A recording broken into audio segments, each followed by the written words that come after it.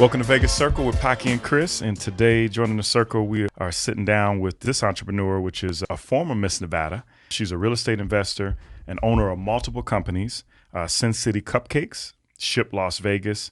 She also has liquid and lace swimwear. We got Miss Lisa Song Sutton. So welcome to the circle. Hey welcome, guys, Lisa. thank you so much. Sound busy.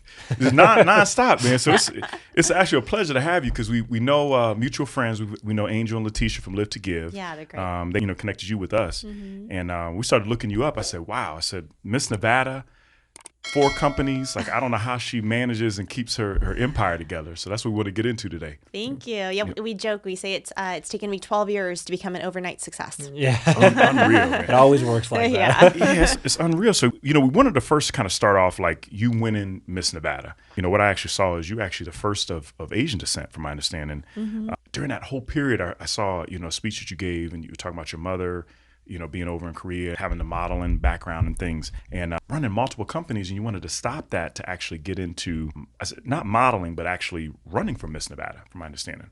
Yeah, So can you kind of talk about that? Sure. So fall of 2013, my mom called me and she was like, are you competing for Miss Las Vegas? And I was like, I don't know, I'm kind of busy. I just started a company, working over here. And she was like, well, you're getting ready to age out. I was like, Oh, wow, okay. So she came with it then. Yeah, she came in hard. So my mom is a former Miss Korea, and so it was very important to her that I, at least compete and have that experience potentially. And so I didn't realize I was waking up one day and I was aging out of pageantry and modeling. At that time, the age cutoff was 29 for the Miss United States organization. So. Okay, right? So I buckled down, hired a pageant coach, went to my business partners, and I said, so I have this endeavor that I'm going to pursue, and if I win, this is the type of year that I want to have with it, which means it's going to take me away from our businesses, from our companies, and I just want to have that conversation with you to make sure we're all on the same page. And I mean, hands down, unanimously, everyone was like, that's awesome. You should do it. And so I worked really hard and competed, and I won. Yeah. That's powerful. Yeah. What was your thought process of doing that? Because that's just got to be crazy. You got the 4 businesses or whatever you were running at the time.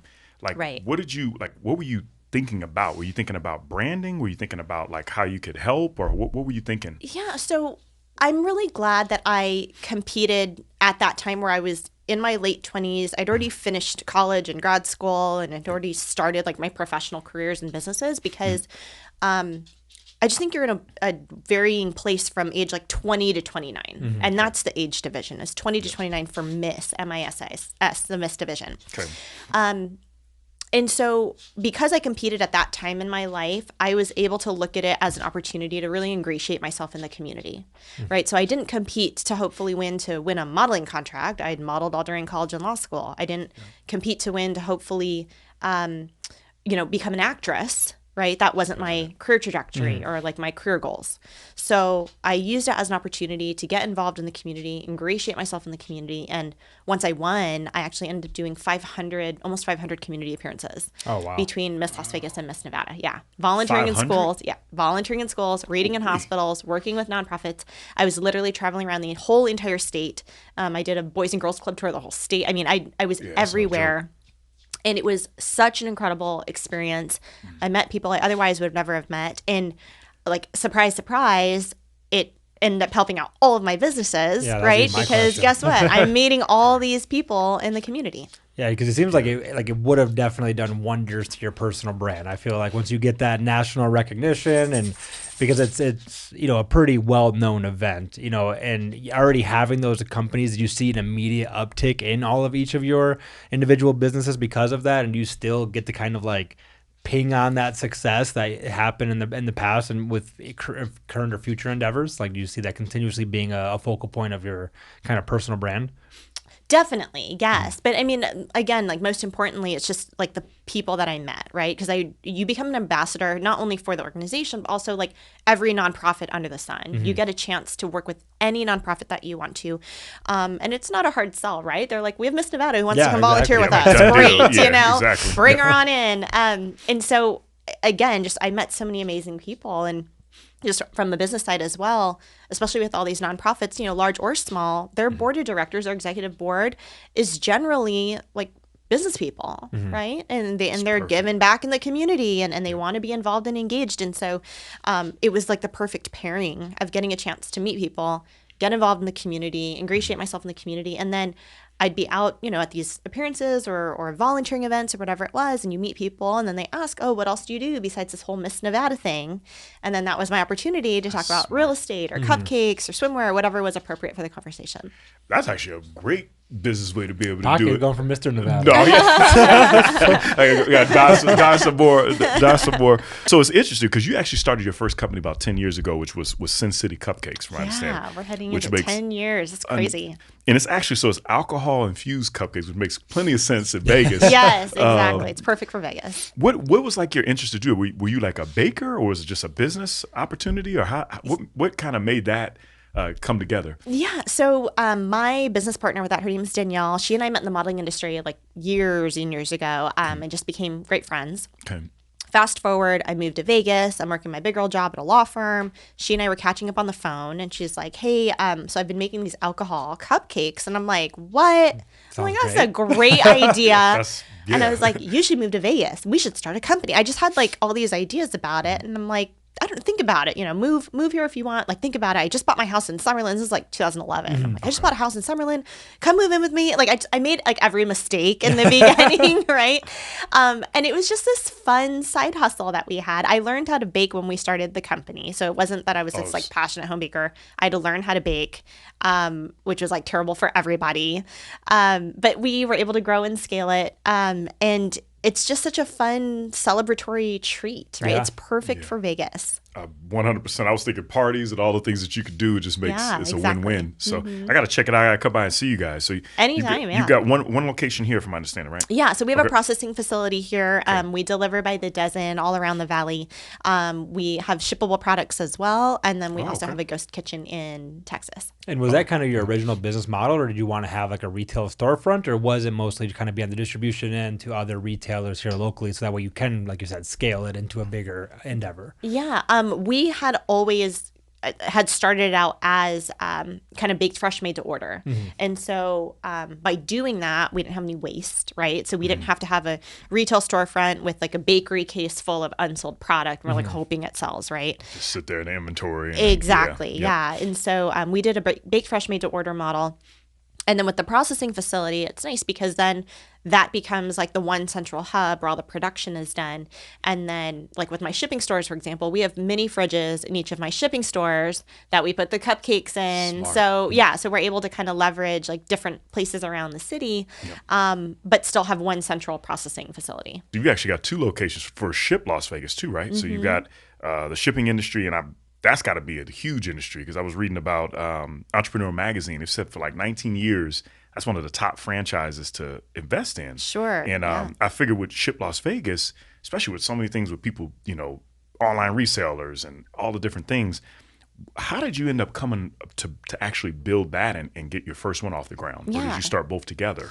So with Ship Las Vegas, I was attracted to the business model because the mailboxes, like the mailboxes of this, PO right? box, So have you ever had someone tell you should invest in storage units? Have you ever heard this before? Yes. Okay, so mailboxes are mini storage units. Like think about this for a second, right? So you have this low maintenance, low overhead item that you rent out at $20 a month to like your customers, right? So we rent out the smalls for $20 a month, and it's super low maintenance.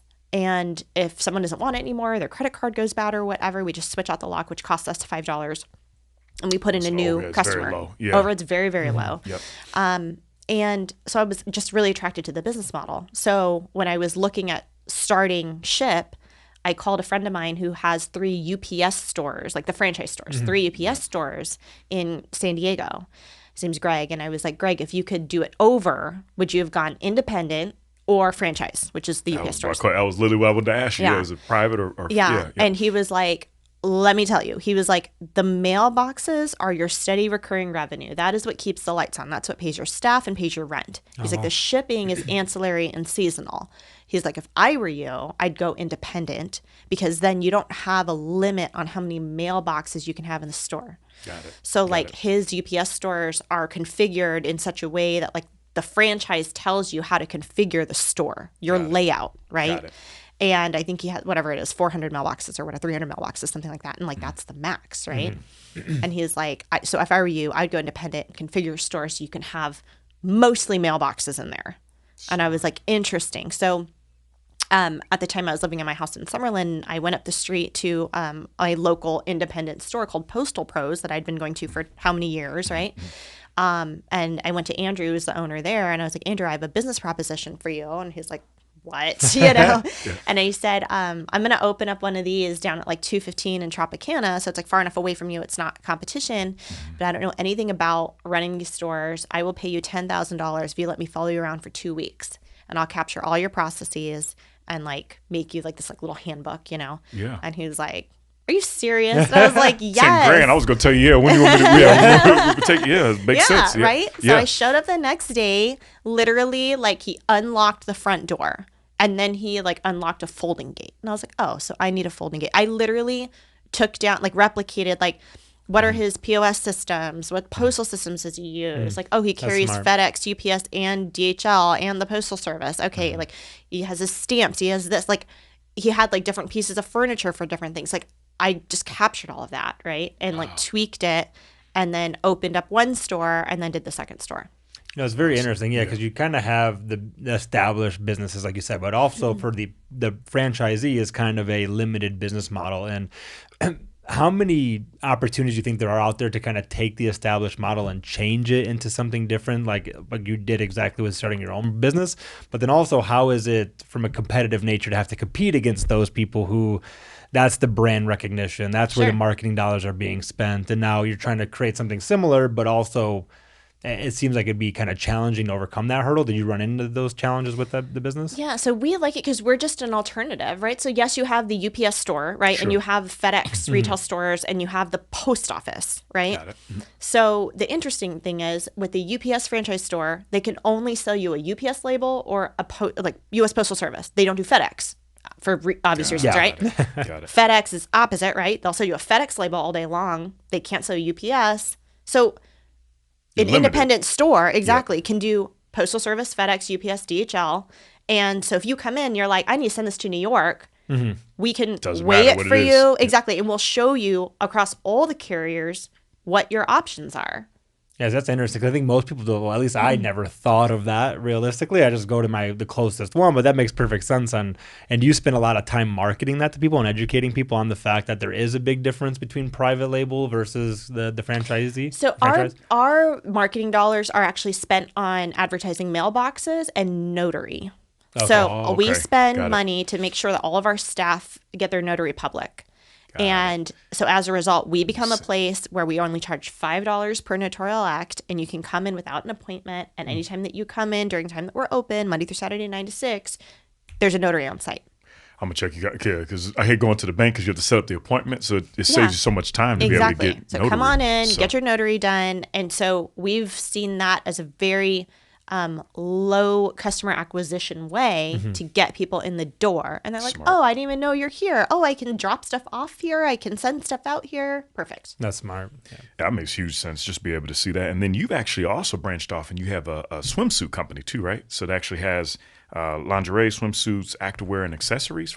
Is that a brick and mortar or is that an online company? Yeah, so it's e-commerce called Liquid and Lace. It started in 2015 now. My partner with that, he lives in the Netherlands. And I mean, it's so, what I love about e-commerce is just like, it's that money that comes in while you're asleep. Yeah. You know what I'm saying? Like, I need some of that money. Yeah. It's not a store I got to go unlock. It's not, a real estate brokerage that I have to like manage, right? Like, it's literally like sales are coming in during the night. And with dropshipping, they get fulfilled without you having to go to a warehouse and pick and pack it and send it out. That makes so much sense. Yeah. And especially because of the market from being able to do that. Do you actually design the clothes? I heard you mention you have a business partner in the Netherlands. Does somebody design it for you guys? Or do you guys actually bring in like other resellers to resell their product? Or how do you guys work that out for e-commerce? So we changed to a drop shipping model probably about 3 years ago. Okay. A little over 3 years ago. And that was a game changer for us. So prior to that, we were working with designers. We were doing custom pieces. We were ordering, minimum pieces, 1,000 at a time. We had to store it. You have to, ship it out yourself. When we switched to a drop ship model, that's when it really changed for us as far as being able to scale it. Because then that eliminates the need to hold inventory. It eliminates the need to hire anyone to be able to like man the warehouse. It's a huge game changer for e-commerce. And I was just curious because I know drop shipping is like something that is becoming, it seems a little bit as more and more Amazons and Walmarts enter the space, it's becoming less prevalent. Are you starting to see that become less? Because for you, it was kind of the opposite effect. You started going the original models, transitioned to the drop shipping, whereas a lot of times people start with the drop shipping, have to transition away from it. Do you think it's specific to your business model, or you think you kind of see the whole e-commerce market kind of trending in that direction? I mean, for us, it just made a lot of sense because doing custom swimsuits was just so labor intensive. And so I really loved the drop shipping model for what we do. And what we do is like fast fashion, right? So it's like, it's swimwear, it's accessories, it's activewear. That these are pieces that like, we used to go with like a really high end price point, and now we're much more moderate. And we're finding like, again, like that's a sweet spot for drop shipping because people want to, you know, they'll try out a swimsuit for $29.99, right? And they'll buy 3 of them just to like try them out for their trip or whatever. And again, like we don't have to hold inventory. We don't have to hire designers. Like it's just such a different model. Yeah. It makes so much sense. Yeah. It's interesting how you've kind of pieced different markets, you know, the swimsuit market, you know, the shipping market. And obviously you've got the Sun City, and obviously in the brokerage industry, which you're in top markets to be able to do it, especially in Vegas. Who's kind of been your mentors and have kind of encouraged you, you know, over the years? Yeah, I have so many. So many. And they're in different verticals as well, right? Okay. I have real estate mentors. I just have like overall business mentors. I have investing mentors. But I think, you know, even just looking at like my parents and my mom of like diversification, right? If you can have different money coming in from different places at different times, right? That hedges your bets on pretty much anything. And I think 2020 was a perfect example, at least for me personally, right? On the pandemic. So I had this flagship business in City Cupcakes. It's like been here, you know, I haven't baked in, I don't know, 5 years, right? Like we hire great pastry chefs and staff. And Smart. so it's like pretty hands off, right?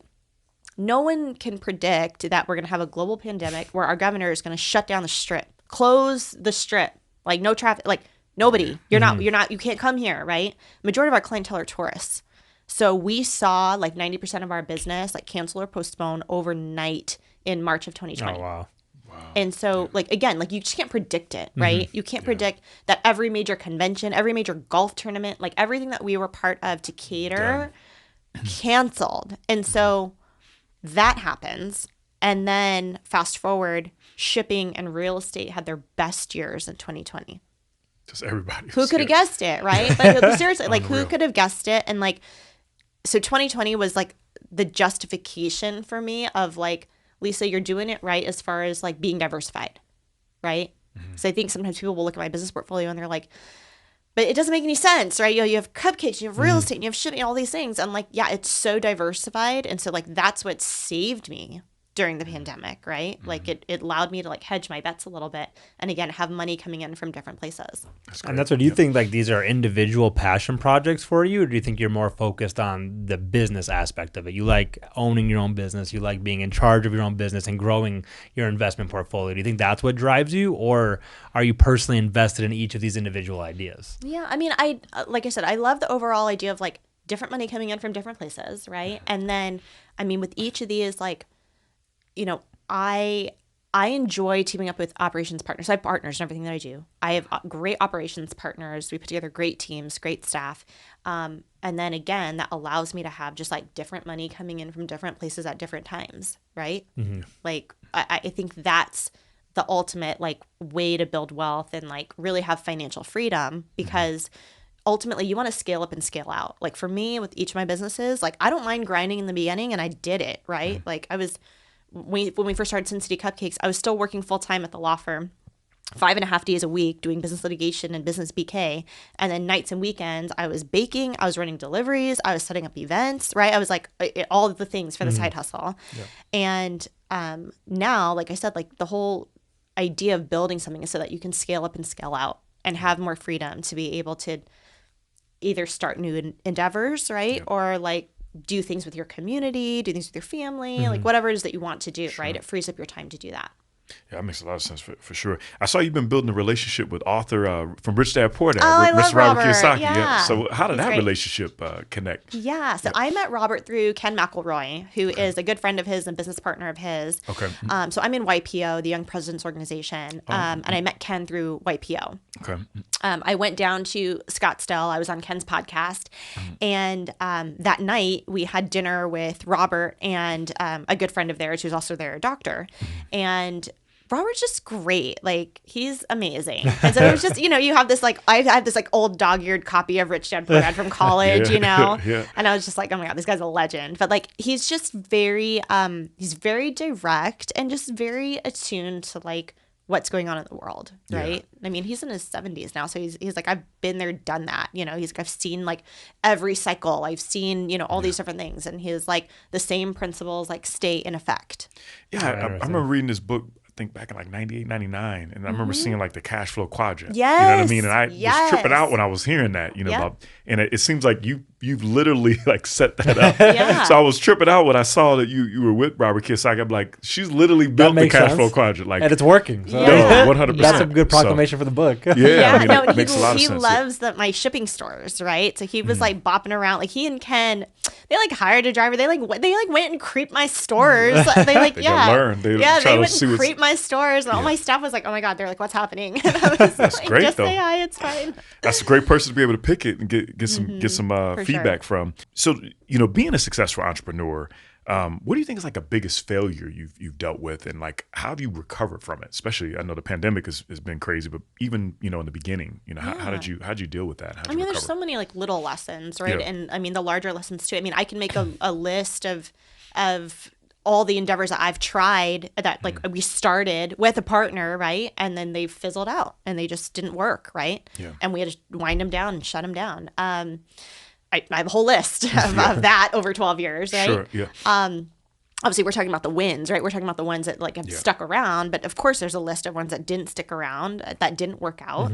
But I think even like the small lessons of being underestimated, right? Or being told that you don't have enough experience, or being told that like this is not your industry, being told to stay in your lane, like.